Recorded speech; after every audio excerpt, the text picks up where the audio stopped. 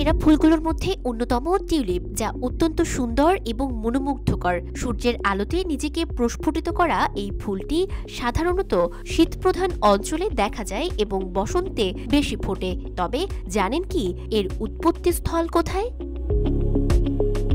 মূলত টিউলিপের উৎপত্তি ছিল পারস্য অঞ্চলে, যা বর্তমানে বিশ্ববাসীর কাছে ইরান নামেই পরিচিত। ১৬শ শতাব্দীতে তুরস্ক ও ইরানে এই ফুলটির চাষ ব্যাপকভাবে শুরু হয়।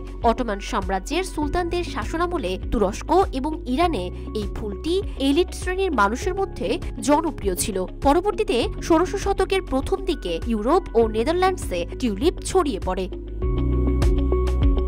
আজকাল নেদারল্যান্ডস এবং তুরস্কের জাতীয় ফুল হিসেবে স্বীকৃত টিউলিপ, বিশেষত নেদারল্যান্ডসের আমস্টারডামে অবস্থিত কোকেনহফ টিউলিপ বাগান বিশ্বখ্যাত, যেখানে প্রতি বছর ১.৫ মিলিয়ন পর্যটক আসে এই বাগানটি পরিদর্শন করতে। পারস্যের কবি হাফিজ, ওমর খৈয়াম, শেখ সাদি এবং ফেরদৌসি তাদের লেখায় টিউলিপের উল্লেখ করেছেন। তুরস্কে টিউলিপ বাগানকে স্বর্গীয় উদ্যানের সাথে তুলনা করা হয়। এছাড়াও ইরানে লাল টিউলিপকে ভালোবাসার প্রতীক হিসেবে চিত্রিত করা হয়।